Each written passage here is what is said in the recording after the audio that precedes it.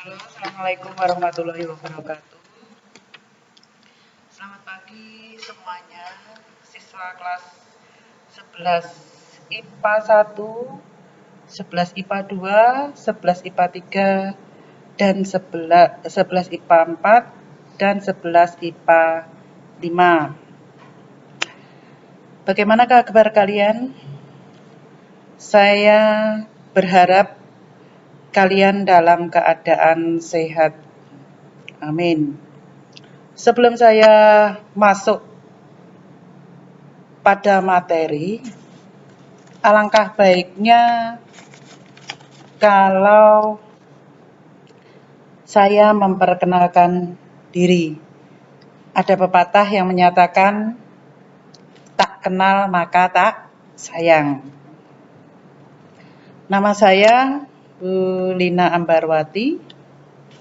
Alamat saya Jalan Gatot Subroto, 35 Tanjung Anom, Nganjuk. Saya bekerja di SMA Negeri 1 Prambon. Moto saya dalam bekerja sehari-hari yaitu berani mencoba, pasti bisa. Saya mengajar bahasa Indonesia ya di kelas 11 ini. Ini nanti saya akan berkolaborasi dengan Bu Binti Setiawati. Jadi nanti saya gantian dengan Bu Binti Setiawati. Pada awal pertemuan ini, saya akan menjelaskan materi yang akan saya sampaikan bersama Bu Binti, yaitu pada semester 1 ini ada 5 tema. 5 tema itu terbagi menjadi 11 kompetensi dasar. Yang pertama nanti yang akan saya sampaikan yaitu tentang menyusun prosedur. Dalam tema menyusun prosedur ini ada 4 yang dibahas. Yang pertama yaitu mengonstruksi informasi dalam teks prosedur. Mengonstruksi di sini berkaitan dengan pembuatan teks prosedur. Terus apa saja yang perlu diperhatikan, yaitu yang berkaitan dengan merancang penyataan umum dan tahapan-tahapan. Karena teks prosedur itu kan berupa langkah kerja. Langkah kerja itu harus dilakukan secara berurutan atau secara bertahap. Kemudian materi berikutnya atau kompetensi berikutnya yaitu menganalisis struktur dan kaidah kebahasaan dalam teks prosedur. Kaidah kebahasaan berkaitan dengan kata kerja, kata perintah, dan sebagainya. Kemudian yang keempat, yaitu yang berkaitan dengan mengembangkan teks prosedur. Ini yang sesuai dengan struktur dan kaidah kebahasaan dalam teks prosedur. Tema yang kedua yang nanti akan kita bahas yaitu tentang teks eksplanasi. Ini juga ada 4 kompetensi dasar yang dibahas.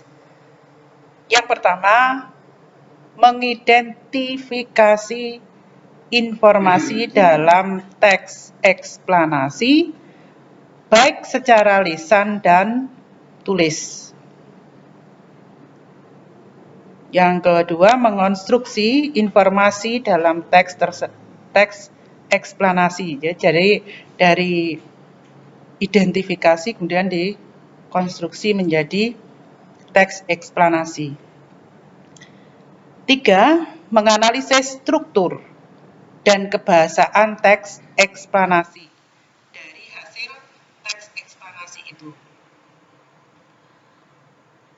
Yang keempat, memproduksi atau membuat teks eksplanasi dengan memperhatikan struktur dan kaidah kebahasaan. Tema yang ketiga yaitu berkaitan dengan ceramah atau berbicara di depan umum. Ceramah ini merupakan bagian dari pidato. Dalam mengelola atau menginformasi dalam ceramah ini, yang kita bahas ada 4. Yang pertama, mengidentifikasi informasi berupa permasalahan aktual yang disajikan dalam ceramah. Aktual di sini berkaitan dengan masalah-masalah yang sedang hangat dibicarakan. Kemudian setelah kita mempunyai masalah yang akan disampaikan dalam ceramah, kita menyusun bagian-bagian penting yang disampaikan dalam ceramah dari masalah yang aktual. Yang ketiga, menganalisis isi ceramah yang berkaitan dengan struktur dan kebahasaan dalam ceramah. Yang keempat, mengonstruksi ceramah dari permasalahan yang aktual, yang baru saja terjadi, yang sedang hangat dibicarakan. Tetap memperhatikan yang berkaitan dengan kebahasaan dan struktur yang tepat.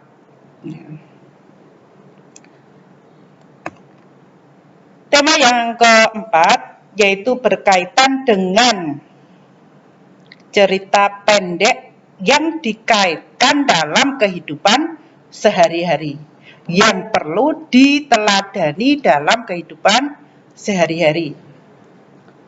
Yang dibahas juga ada 4, yaitu mengidentifikasi nilai-nilai kehidupan dalam cerita pendek.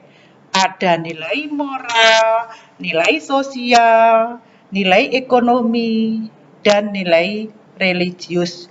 Berarti yang ada kaitannya dalam kehidupan sehari-hari. Yang kedua, mendemonstrasikan salah satu nilai kehidupan yang dipelajari dalam cerita pendek. Ini dalam kaitannya dengan kehidupan sehari-hari dari nilai yang ada dalam cerita pendek. Selanjutnya yang ketiga, menganalisis unsur pembangun cerita pendek. Unsur pembangun cerita pendek itu ada 2, yaitu unsur intrinsik dan unsur ekstrinsik. Unsur intrinsik itu unsur yang dari dalam karya sastra itu sendiri, yang ekstrinsik itu adalah unsur yang membangun karya sastra dari luar karya sastra.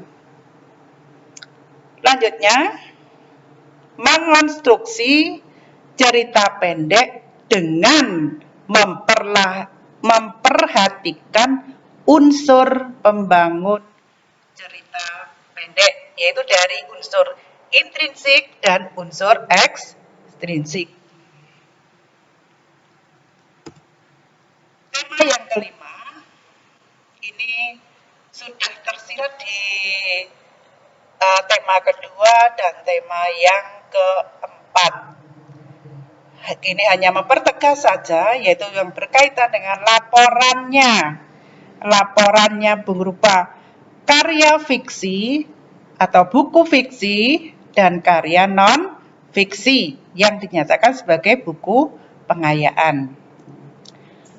Pada tema 5 ini ada 4 kompetensi dasar yang akan dibahas, yaitu yang pertama, menemukan butir-butir penting dari 2 buku pengayaan. Kemudian tema 5 yang dibahas lagi yaitu yang berkaitan dengan mempertunjukkan kesan pribadi. terhadap salah satu buku ilmiah yang dibaca dalam bentuk teks eksplanasi.